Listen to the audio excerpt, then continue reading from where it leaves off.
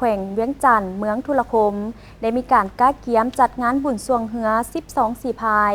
สิงขันทานเจ้าแขวงเวียงจันทน์อยู่หาดต่านเปียวในวันที่1มิถุนา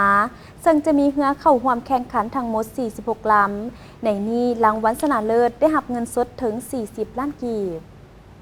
การจัดงานแข่งขันส่วงเหือกีฬาประเภท12สีพายสิงขันฐานเจ้าแขวงเวียงจันทน์จะได้จัดขึ้นในวันที่1มิถุนายน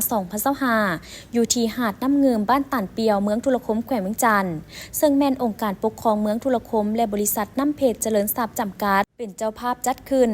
กงกับการเฉลิมฉลองวันเด็กน้อยสากลและวันปลูกต้นไม้แห่งชาติการจัดงานขึ้นเทื่อนี้เป็นปีที่2รูปแบบยิ่งใหญ่เปิดกว้างเพื่อโฆษณาและดึงดูดการท่องเที่ยวสมเสยผลสำเร็จของประชุมใหญ่ผู้แทนองค์คณะผักเมืองทุรคมครั้งที่8ทั้งเป็นการสร้างกระบวนการให้แก่การก้าเกียมดำเนินกองประชุมใหญ่ผู้แทนองค์คณะผักแขวงครั้งที่7ในต่อหน้า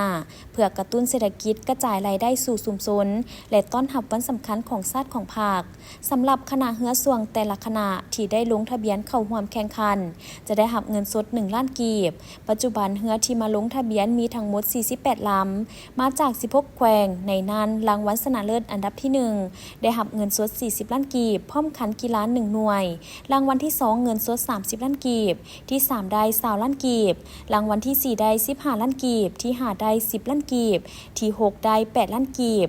รางวัลที่7ได้6ล้านกีบที่8ได้5ล้านกีบพร้อมขันกีฬารางวัลละ1หน่วยโอกาสที่ท่านนางวงเดือนวัตโสเจ้าเมืองทุรคมเป็นประธานซี่น้ำกล่องประชุมก้าเกี่ยมจัดงานดังกล่าวในวันที่13พฤษภาคม2025ท่านได้เรียกร้องมายังคณะกรรมการจัดงานบุญที่รับผิดชอบเวียกงานแต่ละด้านจงพร้อมกันเป็นเจ้าการทางหาก้าเกี่ยมงานบุญที่จะจัดขึ้นประสานสมทบกับบริษัทบ้านและภาคส่วนที่เกี่ยวข้องเพื่อรับประกันความพร้อมให้แก่งานดังกล่าวทั้งได้มีคำเห็นซี่น้ำเน้นหนักลงเลิกเวียกงานป้องกันความสงบความเป็นระเบียบเรียบร้อยและความปลอดภัยหอบด้านเป็นต้นการก้าเกียมสถานที่ประดับประดาความสะอาดจบงามบ่อนจอดรถให้มีความสะดวกกว่าปีพันมา